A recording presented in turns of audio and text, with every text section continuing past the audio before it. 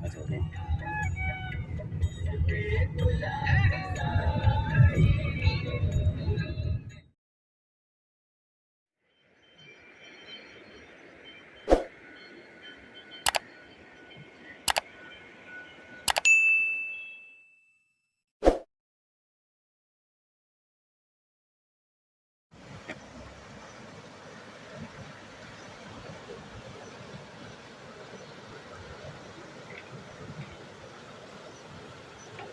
मेरी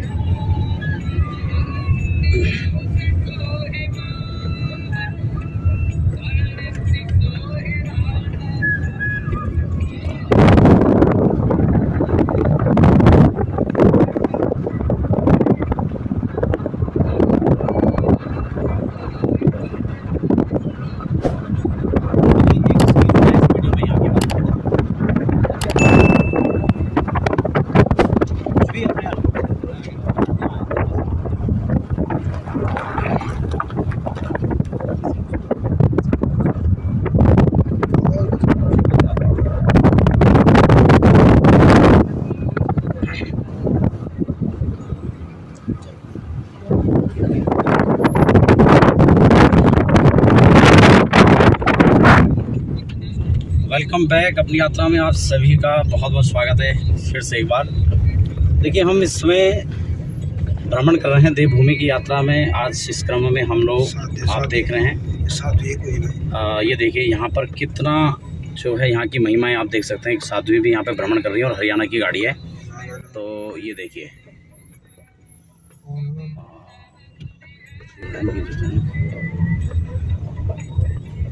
हाँ, तो हम लोग देखिए टाटा मंडल क्षेत्र इसको कहते हैं। वैसे तो देवभूमि का अपने आप में एक बड़ा विशद और बृहद इतिहास रहा है। यहाँ की महिमा जो है वो किसी से छुपी नहीं है, लेकिन फिर भी ये जो क्षेत्र पड़ता है ये अपने आप में काफ़ी अहम और विशेष है, क्योंकि नीलकंठ महादेव और महाबगढ़ महादेव दोनों के बिल्कुल मध्य में ये टाटा मंडल क्षेत्र के नाम से प्रचलित और प्रसिद्ध है। माँ विंध्यवासिनी का बिल्कुल सिरमौर जो यहाँ के हैं उनके इस यात्रा के क्रम में आप लोग यहाँ पर अगर कभी आए होंगे तो आपने देखा होगा कि जो विंध्यवासिनी है वहाँ माता का एक ऐसा स्थान है कि नदियों से गुजर कर आपको जाना पड़ता है। बड़े दुर्गम क्षेत्र हैं, बड़े दुर्गम रास्ते हैं। यहाँ पर भी आप देख रहे हैं। जैसे कि मैं अपने सहयोगी कैमरामैन को कहूँगा कि आप ज़रा दिखाएं यहाँ की जो स्थितियाँ हैं। लेकिन वास्तव में अगर परमात्मा का आभास करना चाहते हो जीवन में, तो मुझे लगता है ऐसे क्षेत्रों में आपको एक बार ज़रूर जाना चाहिए। तो आपको पसंद भी आ रहा होगा और आप जिज्ञासा बस यहाँ के बारे में जानना भी चाहेंगे। तो इसलिए हमारे साथ में आचार्य सतीश अमोली जी हैं, जो यहाँ के स्थानीय निवासी भी हैं और यहाँ के बारे में बहुत अच्छे से जानते हैं। हमारे साथ आदि बद्री क्षेत्र से हमारे साथ में जो है आचार्य सुनील खंडूड़ी जी हैं। और हम लोग अभी एक यज्ञ से अभी लौट रहे हैं, सतचंडी महायज्ञ, और एक विशाल यज्ञ था। और ये खास बात आप देखिए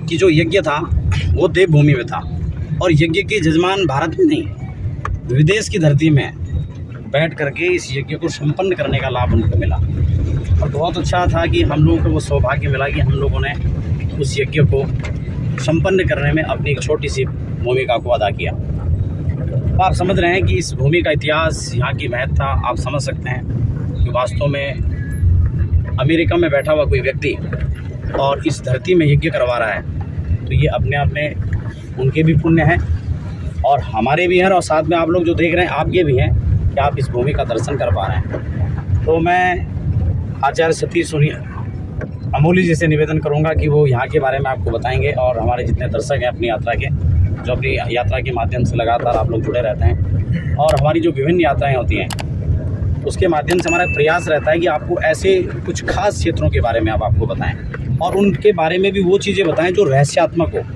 जिनमें कुछ विशेष दिलचस्पी आप रखें, कुछ ऐसी कथाएँ छुपी हों, तो मैं निवेदन करूँगा कि यहाँ के बारे में बताएंगे, क्योंकि हम भी थोड़ा नए हैं, लेकिन फिर भी जितनी हमें जानकारी थी वो आपको बताया, साझा किया। अब जो है सतीश समोली जी आपको बताएंगे यहाँ के बारे में, क्या यहाँ की विशेषताएँ रही हैं। नमस्कार आचार्य जी, आपने हमें जो है ये बताने के लिए किया है, प्रेरित किया है, तो हमारा भी बड़ा योगदान रहेगा इसमें। और सबसे बड़े सौभाग्यशाली तो वास्तव में हमारे जो यजमान हैं, जिनके द्वारा हमने ये यात्रा प्रारंभ की है। हाँ, मैं चाहूँगा उनका नाम भी मेंशन करें तो काफ़ी अच्छा रहेगा। गौरव वर्मा जी हैं और यूएसए से कलोराडो में रहते हैं, सपत्नी के बच्चे सहित। तो बड़े सैफाली मोदी उनकी धर्मपत्नी है, जो इस समय अमेजोन की चीफ हैं। बहुत सुंदर। और पूरे वर्ल्ड में उनका नाम है। तो नाम। और अमोली जी, मैं आपको बीच में रोक रहा हूँ, खास बात ये भी देखिए, लोग कहते हैं कि नहीं अंधविश्वास है, हम नहीं मानते हैं, लेकिन कितनी बड़ी बात है कि वो इतने बड़े पद पर होने के बाद उनकी भारत में निष्ठा है, अपनी जन्मभूमि के प्रति उनकी निष्ठा है, और खासकर सनातन धर्म के प्रति। तो ये बहुत अच्छी बात है जी। आगे भैया। मैं तो सबसे पहले साधुवाद उन यजमानों को दूंगा, और उसके बाद करवाने के लिए देखो उन्होंने ऐसी जगह चयनित की है, तो ऐसे ब्राह्मणों को लेकर के अति दुर्गम तो नहीं कह सकता, खैर अति दुर्गम उन लोगों के लिए है जो सुविधाओं में रह चुके हैं। हमारे लिए तो ये जन्मभूमि स्वर्ग आदि भी गरी ऐसी है। लेकिन ना यहाँ का इतिहास बताता हूँ। सवा एक डांडा मंडल क्षेत्र है और ये कार्बेट नेशनल पार्क में आता है हमारा। तो 1965 में हमारी ये रोड पहले से ही बनी हुई थी। 1972 में आकर के कार्बेट नेशनल पार्क ने इसमें जो है अपना हुकूम जमाया, लेकिन कुछ राजनीतिक दलों ने इसको जो है आगे नहीं बढ़ने दिया। ये 10-11 किलोमीटर का जो रास्ता हमारा बहुत बड़ा टफ है, लेकिन रमणीक भी है। यहाँ पे एक सिद्ध महादेव पड़ते हैं हमारे, इनका नाम है लोहा सिद्ध महादेव। आज तक यहाँ आप जब भी आएंगे, कभी आपको हाथी, चीते, बाघ, शेर इत्यादि आपको मिलेंगे, लेकिन कभी किसी का आज तक कोई हानि नहीं पहुँचा, इन्होंने नुकसान किया है। और साथ में हमारे दाईं तरफ भगवती जो विंध्यवासिनी का क्षेत्र है, ये इनका गढ़ है। तो शिव शक्ति हमारे पूरे डांडा मंडल क्षेत्र, इससे 105 गांव जुड़े हुए हैं। वैसे 84 गांव का जो है क्षेत्र है, मार्ग है, रास्ता है। तो यहाँ एक बाणासुर नाम का एक राक्षस था। कभी जब युद्ध संग्राम हुआ तो यहाँ भागते भागते वो यहाँ कहते हैं कि यहाँ इस क्षेत्र में छुप गया। तो माँ भगवती ने उसका जो मर्दन किया था वो इसी क्षेत्र में किया था। इसी के नाम से एक गांव पड़ता आगे बनासा, और उसके आगे एक तालेश्वर महादेव, भोलेनाथ सिद्ध सिद्धेश्वर हैं, अपने आप स्वयं भूमि हैं। तो ऐसे न जाने काफ़ी यहाँ सिद्धपीठ हैं जिनका सोशल मीडिया ने न तो कभी बताया है और न कभी। और सबसे बड़ी विशेषता यहाँ एक राम जी वाले में राम का मंदिर है। जब स्वर्गारोहण का हुआ था तो कहते हैं पांडव इधर से भी गुजरे थे। तो आज भी भीम जब गोटी फेंकते थे, पासा पांडव खेलते थे, पहले ये लिपि थी हुआ करती थी, और आज भी कई जगह हैं। तो कहते हैं वो गोटी आज भी विद्यमान है, और आज उसका प्रमाण भी है। ऐसा नहीं कि मैं आपको इतिहास वाली बात कह रहा हूँ, आज भी है कि जब हुक्का, सजला इत्यादि कोई चीज़ पीते थे तो उसमें एक गोटी फंसाई जाती थी। तो भीम के पास वो गोटी थी और वो अचानक भूल गए अपनी गोटी को वहाँ, क्योंकि इन लोगों ने पहले इस चीज़ का, ये आयुर्वेद था और इसको किया है, ये कोई गलत बात नहीं थी। आज नशा को लोग कहते हैं कि भगवान शंकर ने नशा किया है, हम भी कर लेते हैं, वो विषय लगता है, वो बदनाम करने वाली चीज़ है। बिल्कुल बिल्कुल, ये बहुत अच्छी बात आपने कही, क्योंकि औषधियों का प्रयोग औषधि की तरह से था। हाँ, तो अभी उसे नशा के लिए प्रयोग करने लगे तो उन औषधियों का सेवन करने से उनका जीवन जो है बहुत लंबा रहा। बिल्कुल, क्योंकि आयुर्वेद तो वैसे उसका ट्रीटमेंट भी लंबा चलता है, वो आयु को बढ़ाता है। तो वो गोटी आज भी है। आज अगर कोई बिना नहाए धोए कोई व्यक्ति अगर जाता है उस पत्थर पे, तो वो जो है हमारी जो सबसे छोटी कनिष्ठिका उंगली है, कहते हैं उससे वो पत्थर हिल जाता है। और जैसे ही सूर्य उदय होता है तो अगर आप 50 आदमी भी उस पत्थर को हिलाएंगे तो वो नहीं हिलता। ये आज भी है, अद्भुत है। और ऐसा नहीं है कि कोई बहुत पुरानी बात आपको मैं बता रहा हूँ। ये इतिहास ज़रूर है, लेकिन वर्तमान में भी है, और काफ़ी लोगों ने उसका जो है सोशल मीडिया में डाला भी है, किया भी है, और मैंने उस चीज़ को अनुभव भी किया है। और कहने का तात्पर्य ये है कि जो शक्ति है हमारी देवभूमि है, तो यहाँ शक्तियों की आज भी कोई कमी नहीं है। बस कमी है उनको साधने वाले की, जो लोग नीचे चले गए, अपने देवी देवताओं को यहीं छोड़ गए, तो उनका आशीर्वाद आज भी बना रहता है। और कभी ना कभी इस क्षेत्र को जो है वरीयता मिलेगी, ज़रूर मिलेगी, और राजनीतिक तौर पर मिलेगी, चाहे हमारे जो देवता हैं, इष्टकुल पिता हैं, इनके आशीर्वाद से मिलेगा ज़रूर। काफ़ी लोगों का भी यहाँ आवागमन होता रहता है। यहाँ एक गेंद का मेला भी लगता है बहुत बड़ा, राष्ट्रीय लेवल पर लगता है 14 जनवरी को मकर संक्रांति का, बहुत लंबे स्तर से होता है। तो ये जो कॉर्बेट नेशनल पार्क है, लोग यहाँ घूमने के कम से कम 10-10 हज़ार रुपये सिर्फ घूमने के लेते हैं, और हम लोग यहाँ के निवासी हैं स्थानीय, तो बाहर का आदमी जो है यहाँ का फल उठाता है, फ़ायदा उठाता है। हम लोग यहाँ का कोई फ़ायदा नहीं उठाते, लेकिन उन लोगों को भी लगता होगा कि यहाँ कुछ ना कुछ है, तभी वो लोग एक नहीं कई बार आते हैं और अपने साथ बहुत सारों को लाते हैं। अब तो सारी चीज़ ऑनलाइन है। तो हमारे साथ हमारे आचार्य जी भी हैं और बद्रीनाथ से पधारे हुए हैं। देखो, तो सुनील खंडूड़ी जी से भी मैं कहूँगा कि सुनील खंडूड़ी जी, आपको कैसा लगा हमारा गाँव, हमारे जो क्षेत्र है?